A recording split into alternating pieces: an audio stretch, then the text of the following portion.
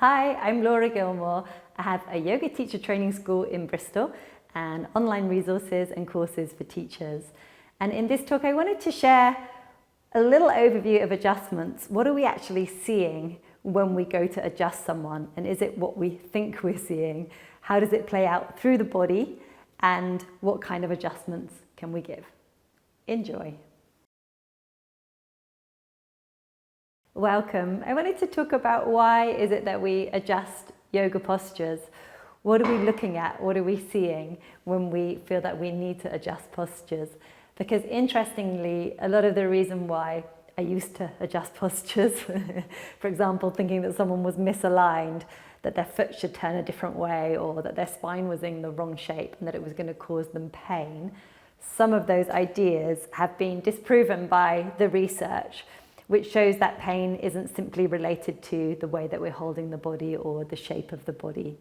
It could be a contributing factor, of course, and it could be that simply by moving the foot so that the knee angles in a different way is going to alleviate the pressure on the knee in someone's pose. So of course, there are physical reasons why we'd adjust a posture. And similarly, it could be that we want to have that person reach deeper into the pose. In other words, that they want to reach deeper into the pose, that we want to move the knee and the hip distally away from each other more so that the student can enjoy more of a stretch, for example. But when it comes to thinking about adjustments from an evidence-based perspective, we really need to have a think of the nervous system. And one thing that is so interesting is that when we think about the nervous system and how it is managing everything, and it's on every different level of our being, the physical and the mental, and perhaps even that wider realm of consciousness, then we can see that it tallies with some of the yoga concepts around interconnectedness and prana and life force.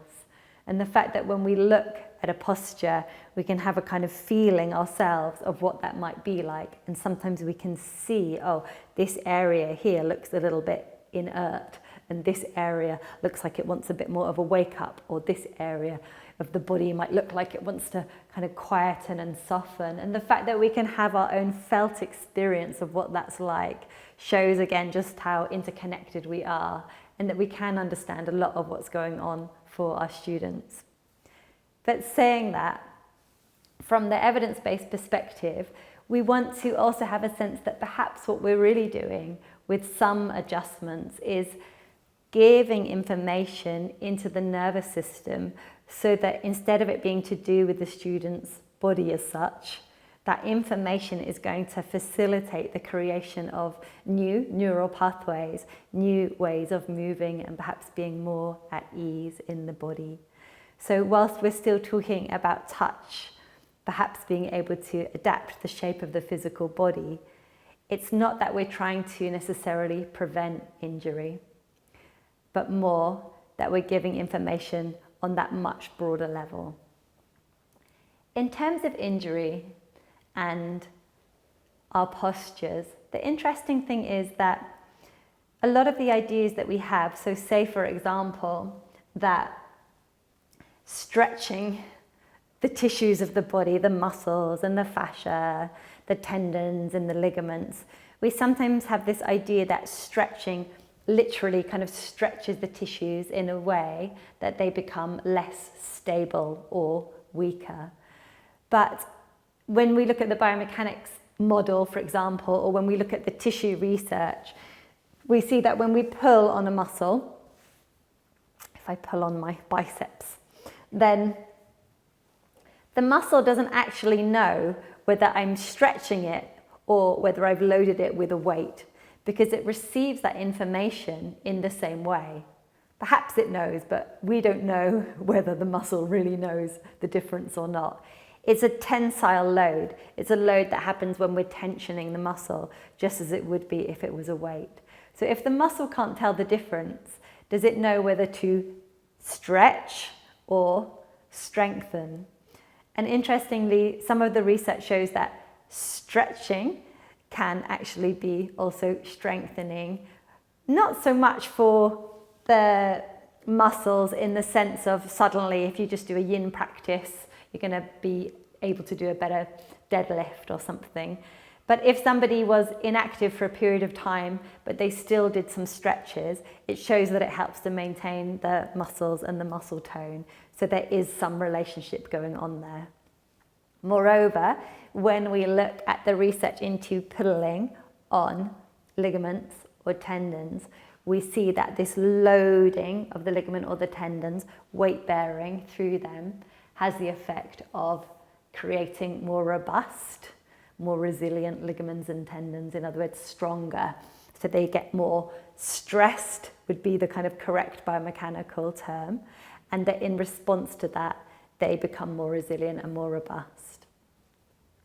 One really fascinating experiment that they did was to bioengineer tissue, like a ligamental tissue, so a collagenous structure, and then they somehow created it in the lab, and then they cut it, and then they stretched it for different periods of time and under different amounts of force, different load, different stress amounts. And they found that actually the tissue under the 3-minute stretching criteria did the best at healing itself, but essentially this tissue, from the process of being stressed, it's not that it suddenly started to tear more, but that it started to heal itself more.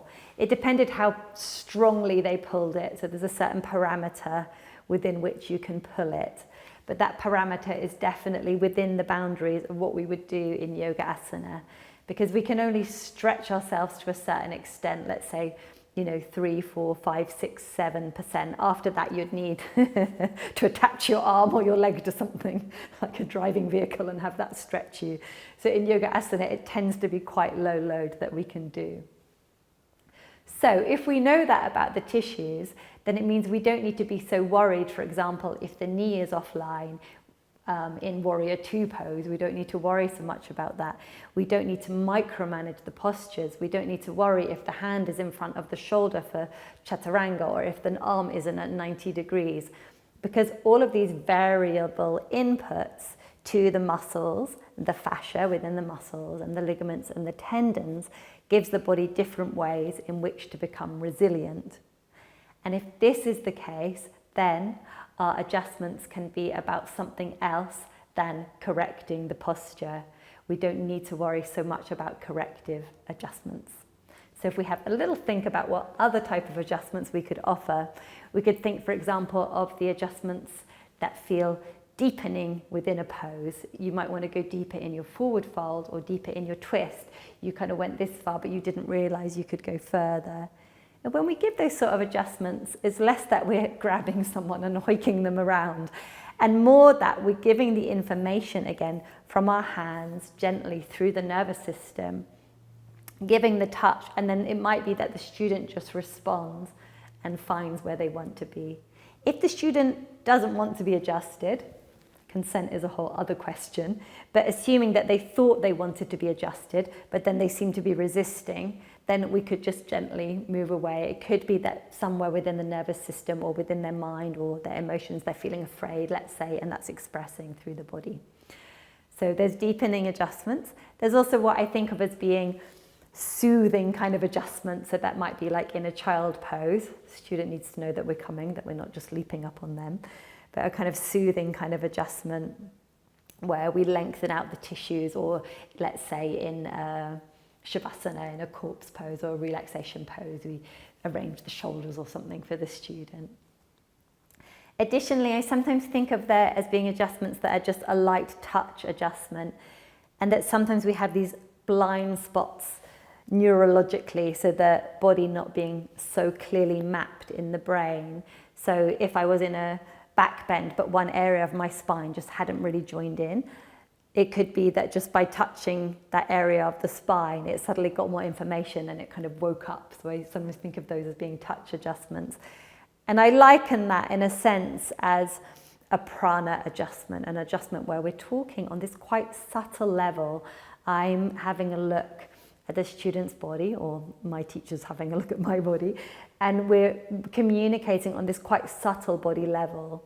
And interestingly, this often happens even to the extent that we can give a look adjustment. You look at your student and they know because you've told them before, you've asked them before, like, is this comfortable? You look at them and they suddenly adapt themselves. So it could be that just a simple look is enough.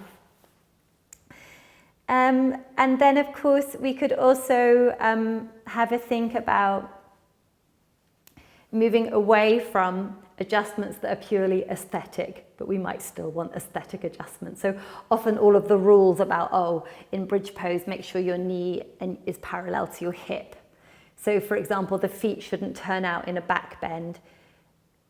I know that this often described that otherwise it kind of comes in and compresses around the sacrum, but again, from the new understanding of the tissues and the nervous system, that idea doesn't really tally. If that's how a student experiences the pose, sure, go wider, not necessarily parallel. Maybe turn your feet in. You could do all sorts of different things because often it's really the nervous system asking for different input. So you could, again, play around in different ways with that. So we can move away from the idea of something being dangerous on the tissue level, on the physical level, and more because the nervous system's asking for something different. So this means that our language when we're adjusting or cueing poses moves away from the kind of warning signals and more towards this body and movement optimism approach, which is more validated by the research. A couple other things about adjustments. What are we actually seeing then when it comes to adjustments? What are we looking at? So if we're not worried about the limbs or the body being aligned in one very specific way, really what we're often looking at is where can we create more space in the body? What's looking squished up? Where can we create more space through the spine or more space around the hip, more space for the body to move? And perhaps more space for the prana to flow. We might also want to think in that way. So lengthening, broadening, anything like that. And so that might look like if I've gone into a posture which is asymmetrical, say I was doing a Janu Shirshasana kind of pose and I was coming this way, this side is going to be harder to come around. And so this side is going to look maybe more squished, or around this rib cage might stick back more. But in order to create more space, I might need to back off, turn differently, and then come in, or reach up more on this side and then come in. So that process of creating space might actually be a little bit involved. It might involve backing off and finding a new exploration of the pose altogether. Good. Some other things that we could see, whilst we're not saying that tissue damage is going to result from misalignment, and while we're not saying that alignment could be wrong or right, we can see whether a joint looks centered. So whether the humerus bone here, for example, looks centered in the shoulder cup, the glenoid fossa. So if I'm quite hypermobile and I'm always taking my arm way back, and it looks like it's not centered there, then of course, as you put force through that joint, it will not be as stable. So to some extent, we can see things like stability or whether the joint is centered. But again, particularly in a non-weight bearing situation, so if I'm just moving and slightly hyperextending at the shoulder or the elbow and I'm not weight bearing, it's not going to be so fast or so heavy as to be able to tear the tissues of the body. So again, we don't need to worry overly. But if we were trying to create a new movement skill, something more complex like an arm balance, then we might want to have a look at how the joints are arranged, how the body's arranged, and look that they look stable enough, which is going to mean that they look centered enough. So things like that are still really valid in terms of the body structure and the body tissues. We can often think of the direction of the pose, which direction are we moving in, and we can often think that the expression of the pose is often going to be multi-directional. So if I want to reach up, I also want to root down.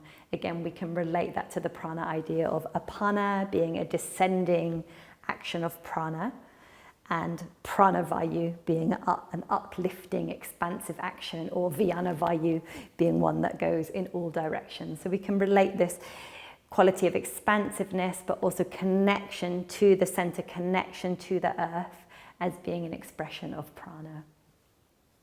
And these are all things that we can kind of see. Sometimes we see somebody tends to go very much into extension. They're almost like up there somewhere.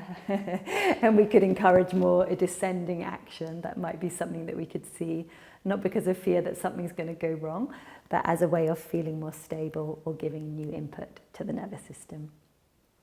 The last thing I want to mention is that some bodies look really quite hypermobile, and they may even have a diagnosis of some type of hypermobility.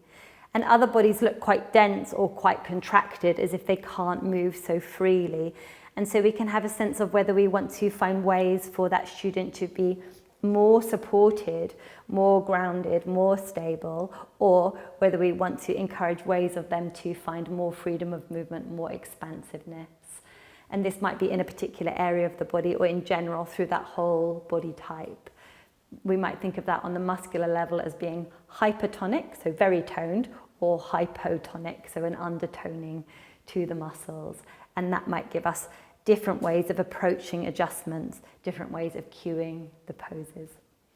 So I hope it's a useful overview of adjusting from a kind of evidence-based perspective, but also tying in with how we can think of both the physical and the prana as being so closely connected and related through the nervous system. I hope you enjoyed the talk. If it's made you more curious about evidence-based yoga or adjustments, just get in touch. I have both online resources and in-person trainings, and I would love to share them with you.